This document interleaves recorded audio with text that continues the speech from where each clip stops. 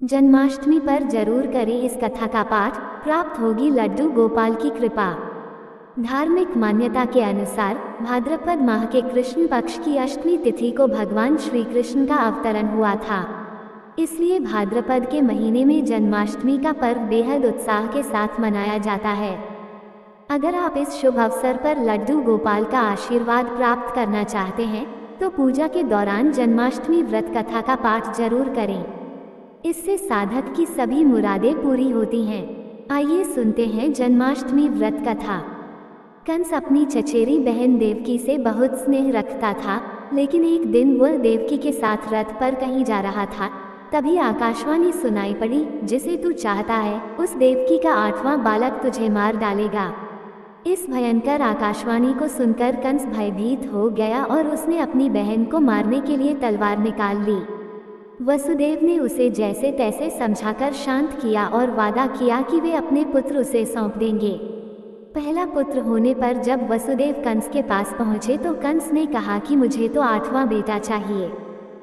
बाद में नारद ने बताया कि तुम्हें मारने के लिए देवकी के उदर से स्वयं भगवान विष्णु जन्म लेंगे। तो कंस और भयभीत हो गया और उसने वसुदेव और देवकी को कैद कर लिया। बाद में कंस ने एक एक करके देवकी के 6 बेटों को जन्म लेते ही मार डाला। 7वें गर्भ में श्रीशेष अनंत ने प्रवेश किया था। भगवान विष्णु ने श्रीशेष को बचाने के लिए योगमाया से देवकी का गर्भ ब्रज निवासिनी वसुदेव की पत्नी रोहिणी के उदर में रखवा दिया। तदनंतर 8वें बेटे की बारी में श्रीहरि ने स्वयं देवकी के उदर से पूर्णावतार लिया। स्वयं भगवान विष्णु ने कारागार में प्रकट होकर देवकी और वसुदेव को दर्शन देकर उन्हें उनके पूर्वजन्म की तपस्या के बारे में बताया था और उसी के पुण्यफल हेतु पूर्वजन्म में ही उनके यहाँ 3 बार अवतार लेने का वचन भी दिया था। वचनानुसार विष्णु जी देवकी माता से कहते हैं कि पहले जन्म में वृष्णिगर्भ के नाम से आपका पुत्र हुआ। फिर दूसरे जन्म में जब आप देव माता अदिति थी तो मैं आपका पुत्र उपेंद्र था। मैं ही वामन बना और राजा बलि का उद्धार किया। अब इस तीसरे जन्म में मैं आपके पुत्र रूप में प्रकट होकर अपना वचन पूरा कर रहा हूँ। श्री कृष्ण जन्म के समय भयंकर बारिश हो रही थी और यमुना नदी में तूफान था। कहते हैं कि ऐसी बारिश इससे पहले कभी नहीं हुई थी। भयानक रात्रि के प्रहर में बाढ़ जैसे हालात थे।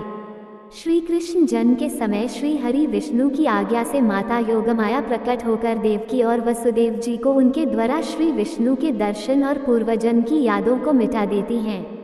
योगमाया के प्रभाव से ही उस वक्त शेषनाग बलराम के रूप में रोहिणी के गर्भ में चले जाते हैं। बलराम के जन्म के बाद श्री कृष्ण का जन्म होता है। ये पता चलते ही कंस बालक का वध करने के लिए निकल जाता है। ये देख योगमाया अपनी माया से वसुदेव को जगाती है। वसुदेव जागते हैं तो वह कहती हैं कि कंस के आने के पहले तुम इस बालक को लेकर गोकुल चले जाओ। वसुदेव बालक को प्रणाम करते हैं और फिर योगमाया से कहते हैं कि परंतु देवी माता मैं जाऊंगा कैसे? मेरे हाथ में तो बेड़ियां पड़ी हैं और चारों ओर कंस के पहरेदार भी खड़े हैं। तब देवी माता कहती हैं कि तुम स्वतंत्र हो जाओगे। गोकुल जाकर तुम यशोदा के यहाँ इस बालक को रख आओ और वहाँ से अभी अभी जन्मी बालिका को उठाकर यहाँ लेकर आ जाओ। योगमाया के प्रभाव से पहरेदारों को नींद आ जाती है। वसुदेव जी की बेड़ियां खुल जाती हैं और फिर वे बालक को उठाकर कारागार से बाहर निकल जाते हैं। बाहर आंधी और बारिश हो रही होती है। चलते चलते वे यमुना नदी के पास पहुँच जाते हैं। तट पर उन्हें एक सुपड़ा पड़ा नजर आता है, जिसमें बालक रूप श्री कृष्ण को रखकर पैदल ही नदी पार करने लगते हैं। तेज बारिश और नदी की धार के बीच वे गले गले तक नदी में डूब जाते हैं। तभी शेषनाग बालकृष्ण के सहयोग के लिए प्रकट हो जाते हैं। माता यमुना भी प्रकट होकर बालकृष्ण के चरण छूकर नीचे उतर जाती है और उनके लिए यमुना पार करने का मार्ग बना देती हैं। वसुदेव जी रात्रि के अंधकार में बालकृष्ण को लेकर यशोदा मैया के कक्ष में पहुंच जाते हैं। द्वार अपने आप ही खुल जाते हैं। गहरी नींद में सोई यशोदा मैया के पास वह बालकृष्ण को सुलाकर वहां सोई हुई बालिका को ले जाते हैं। पुनः कारागार में जाकर वे बालिका को गहरी नींद में सोई देवकी के पास सुला देते हैं। तब योगमाया प्रकट होकर उनकी बेड़ियां फिर जस की तस कर देती हैं और कहती है कि हमारी माया से तुम्हें ये सब याद नहीं रहेगा। फिर वसुदेव जी भी सो जाते हैं। उधर योगाम्या के प्रभाव से ही यशोदा और उनके पति नंदराय ये समझते हैं कि यशोदा के यहाँ पुत्र का जन्म हुआ है। बाद में कंस को पता चलता है कि देवकी ने फिर एक बच्चे को जन्म दिया है, तो वह कारागार में उसका वध करने के लिए पहुंच जाता है।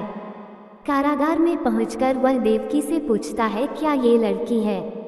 देवकी कहती है, हाँ भैया। तब वो कहता है, झूठ। इस बार लड़की कैसे हुई? आकाशवाणी झूठ नहीं हो सकती।